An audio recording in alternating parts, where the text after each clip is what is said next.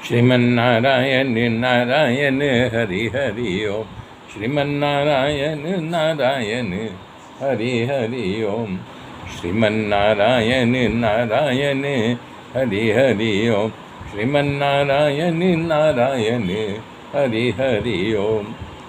तब भगवान जो है अपना पीताम्बर पहनते, कौस्तुभ मणि आदि पहनते, सुगंधित तेल इत्र लगाते और अपने मुख का दर्शन करते।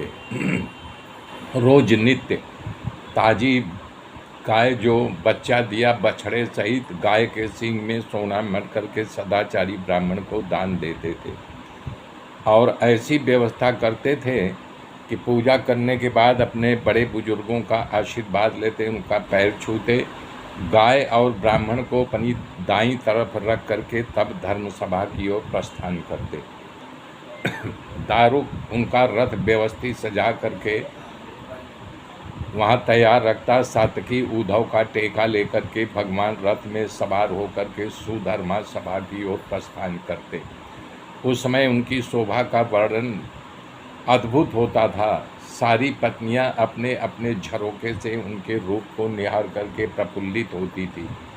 भला वहाँ अलग अलग रूपों में होते थे, लेकिन जब भगवान पर रथ पर बैठते थे तो जो रूप वहाँ होता था वही रूप उनको दिखाई देता था। जब सुधर्मा सभा में पहुँचते थे तो सभी लोग उठ करके खड़े हो जाते थे और भगवान की जय जयकार होती थी। अब जब भगवान महल से निकलते थे तो नगर के लोग भगवान के दर्शन के लिए कतारबद्ध खड़े होते थे, भगवान का जय जयकार करते रहते थे, भगवान की हर एक की मनोकामना को पूर्ण करते थे। सुधर्मा सभा में पहुंच करके सिंहासन पर बैठते थे। वहां पर विदुषकों, राजभट और नर्तक लोग उपस्थित होते थे जो भगवान का हर प्रकार से मनोरंजन करते थे, गा के बजा के नाच करके। और बड़े बड़े विद्वान भगवान को जो है वेद शास्त्र की गाथा सुनाया करते थे, उनकी कथा सुनाया करते थे। इस प्रकार से भगवान की दिनचर्या हुआ करती थी।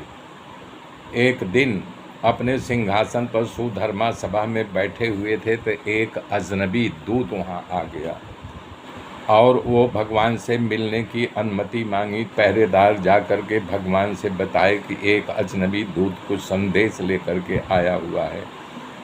भगवान श्री कृष्ण ने उनको अंदर आने की आज्ञा दिया। जो अंदर आ गया तो भगवान ने उनसे पूछा कि बताओ तुम कौन हो, कहाँ से आए हो और क्या चाहते हो हमसे।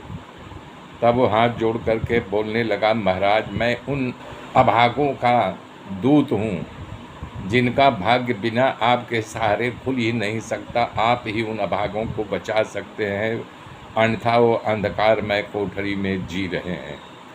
बात ऐसी है कि जरासंध का प्रताप बढ़ गया था। वो सारे नरपतियों से कहता फिरता है कि तुम हमारे सामने क्या हो, किस खेत की मूली हो। जब मुझसे कृष्ण युद्ध में हार करके भाग गया, तुम क्या हो, ये सुन करके लोग डर करके उसके अधीन हो जाते हैं।